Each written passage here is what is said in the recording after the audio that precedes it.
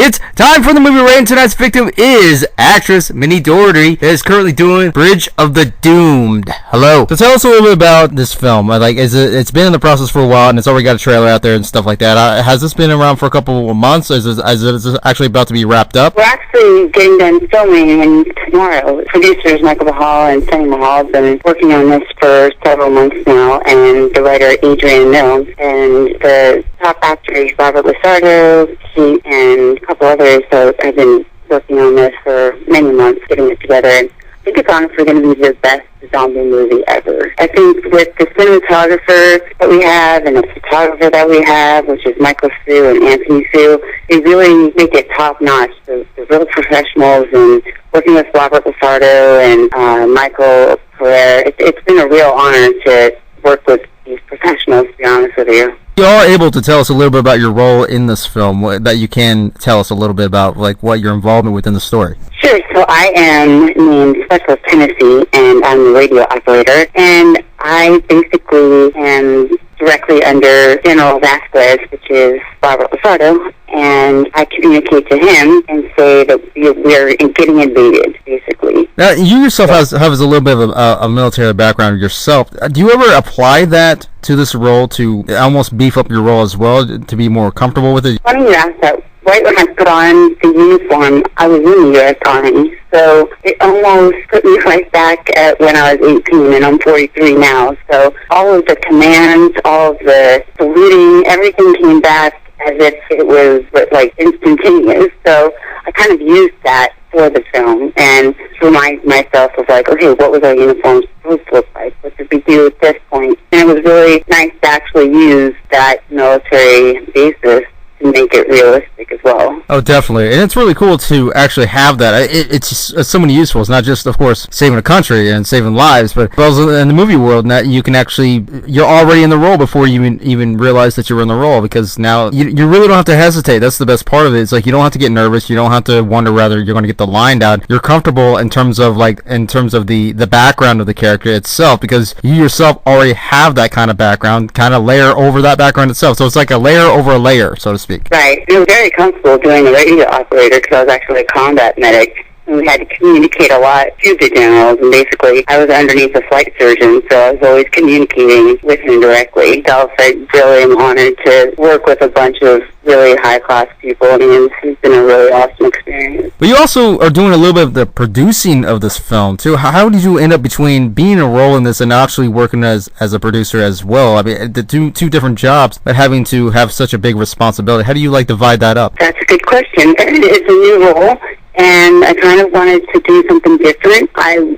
have been a nurse for over 20 years and wanted to do something different. In the platform of acting, I wanted to also make sure that I got behind the scenes as well. Oh yeah, and having that profession in some other aspects of whatever it is that you were doing throughout your life, you taking those bits and pieces, and that's the best part about it. Having to take those little things that you were known before the cinema, and you apply it to the cinema. It just adds more to it. It doesn't just add up to your credibility, but it adds more character to what you do. Even if you're not playing a character, it still adds like a different role, like you are as a producer, director, and so forth. It just adds more to it, and it just makes it even more interesting than you ever thought would ever happen, or at least make happen. Yeah, this has been really fun. I've honestly used a lot of my nursing in some of the movie as well, just as a natural experience. So it's been real fun. Now, you yourself has been in other films. Having to get in this experience, and especially having a professional experience before cinema, how do you feel having to go into other basically dimensions of horror, having to experience different characters, and having to get more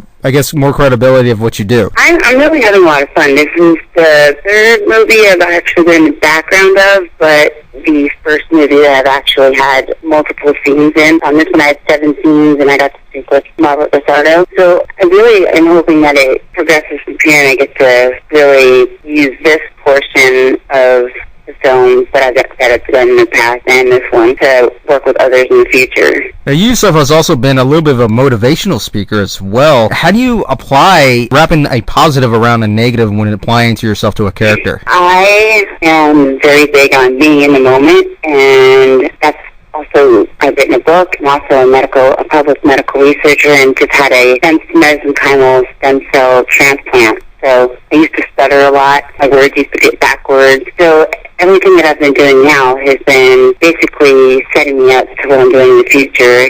As far as in a couple weeks or next year, basically, I'll be speaking to high school children about suicide awareness and anti-bullying and bringing that anger to the scenes and stuff like that. I can use the stuff that I had in my past to just bring that emotion about it, and also show people that no matter what happens in life, you can choose a reference point to move forward with. Like, I created a company called Feed My City, and it's feedmycity.net basically, and I feed hungry people. And so just thinking in the realms of, like, even if in a movie, if I needed to be compassionate or if I needed to be angry or if I needed to be understanding, I kind of use those emotions and those passageways to get me there. Now, do you rely on this kind of method in terms of applying yourself to these characters, or do you think it's all about, partly about the style of how you progress to it? I've learned a lot of improv, and I've been doing a lot of different scenes in that way for the last year and a half. So I rely a lot on improv and laughter and comedy to get me through, even in my horror scenes, because after a certain amount of energy, I find I have to decompress somehow. So I use comedy a lot to decompress, to kind of improv it out. Oh yeah, it's like you're feeding things through a channel, even if it's even really bad things through a channel, and then sometimes you kind of transform on the other side into something else that you like it to be. So let's say if something really negative, right, goes through whatever channel that you want it to go through, but then you just automatically transform on the other side into that comedy a little bit with a dash of that negativity, and then there you go. You just got part of a side of your character automatically off the bat. Right. And then I can decompress and be a regular human being. Because I don't want to be, if I'm in a character where it's really, really harsh, I don't want to take that with me. I want to kind of be able to be like, okay, cut. Being in these type of films, especially horror, does it help you in a way from your past experiences toward this, or would you like to actually expand that further from your past experiences and channel them through other mediums of the film industry itself? I just like to do everything in the film industry, to be honest with you. This has been a very great opening to express my past and to actually move me into a realm where I realized I picked a safe career. Like, I picked nursing because I could definitely get paid, and now I'm moving into an industry where it's in the unknown, and I really, really like it. I found that I'm actually more comfortable in this realm, and I'm a really good nurse, but I've been doing it for I've been since age 18. I've been in the medical field, so it's time to do something different. Now, do you try not to stereotype yourself, though, even though you have experience as being as a nurse or any other type of other experience outside the film industry? Do you try not to stereotype so that you just don't get roles specifically for what your specialty is? I don't pigeonhole myself into actually anywhere, just because I feel like since I've been doing improv, I can kind of chameleon my way into different things like horror, comedy, romance. And I don't really think that any genre, I think I could pretty much do any genre at this point. Which genres are you rather be more experienced with? Clearly in horror, you're already doing fairly well for yourself. Which one do you think is really going to be the most experienced, at least for starters, for you, or is this the genre that you'd rather pick right now? I'd really love to do the Vikings or something similar to that with Catherine Winnick and Travis Fimmel, or something that's in that field, or kind of drama or comedy. Actually, all of it, really. To be honest with you, I kind of like to stick in each of them, so I don't get stuck in one. Yeah, being stuck in one genre, okay, it's not so bad. It really isn't so bad, but at the same time, you can go for a long journey in one genre, but you can only go so far, and sure, you can keep going far, but at the same time, if you want to really express other sides of what you're capable of as a character, actor especially, you gotta branch out into other things. You gotta take those risks, and you gotta get out of your comfort zone in some aspects, because if you don't, well, yeah, I mean, at some point, it's almost like if you're on stage doing the same exact act. Let's say it's a magic act. You're doing the same trick every single night. Well, people keep going to your show, they keep seeing the exact same trick. Eventually, it's going to get stale. Eventually, people are no longer going to see you, and that means, guess what? Now you just downgrade yourself as this, one pony show, so to speak. Right. Or you get boring, and I don't want to get boring. I mean, that's I know it's a bad thing to say that, but at the same time, it's reality, man, because you're an actor. You want to express your art, your visions through whatever mediums that necessary in order to get that character out there to the audience. And if you just simply play the safe card, play whatever cards you think it's basically going to be helping you, well, in a way, it's not going to help you at all down the line. It's really going to be harming harming you than helping you. It makes you feel good, but at the same time, money-wise, it's definitely not going to help you. And popularity-wise, in terms of if people want to see what else you can do, well, it's going to be limited. Right. Yeah, that's why I like to do everything, stay in that rainbow instead of staying in one particular genre. I think that's why improv really helped me, because it really is like, okay, we're going to be doing this, and you have no idea what you're going to do. You can be an old man one minute and then be like a joker in the next. Now, as other films that you have performed in, did you practice that improv as well, or is it pretty much straightforward, like to the point where you can't experience it as much as you'd like to? So in other films, I was doing improv and then extra work, but it doesn't really count, I guess they say. And then the last film that I did, called One Dead Dog, I had like one or two lines, and that was I was a thief in that one. And the next one that's coming up is Robert Englund's documentary, and I think there's about a few more actors that need to collaborate on that. But that one's an amazing one, because Robert Englund is like the king of, I think, horror.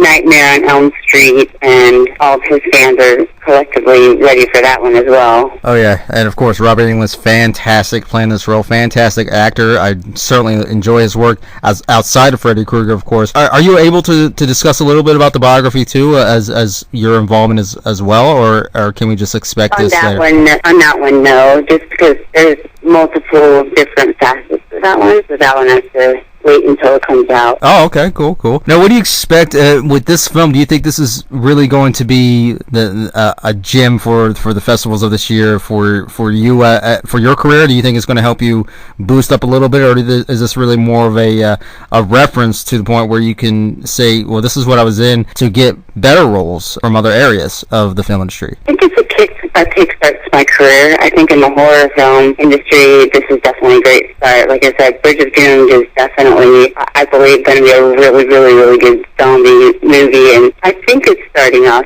to a great start. You said you wanted to do other things in the film industry as well. What's the most three things that you would like to be more accomplished in, aside from this acting? What's the three other things that you'd like to be most accomplished in the film industry with? I think I'd like to be doing a combination of directing, producing, and acting. As far as benefit, would this benefit you better, or do you think this is more going to help you on a personal level, so to speak? I like the aspects of the film portions of it. I like to watch behind the scenes and how things are going, and I like to be involved in it as well. I think this kind of helps me and will help me in the future as far as other films, basically to get a more rounded kind of feel as well. Oh yeah, getting all the experience that you can, it's a fantastic thing, having to get everything that you can experience, whatever it is that you choose to. As far as choosing it, it's really not a huge problem, but as far as progressing and trying to accomplish it, it's going to be very, very difficult. This industry is really, really rough, but over time, once you get the most experience, it'll be just fine as long as you just keep at it. Right. Now go ahead and plug in any websites or any other projects that we can check out right now. I'm on SaveMyCity.net, and then you can check out Bridge of the Doomed on Instagram, Twitter, and then on Save My City has multiple. Instagram is Watergypsy, which is WTRGPSY, and that's also my Instagram. Well, very cool, very cool. Looking forward to check these out. And that is Mindy Dougherty. Yes, thank you so much for your time.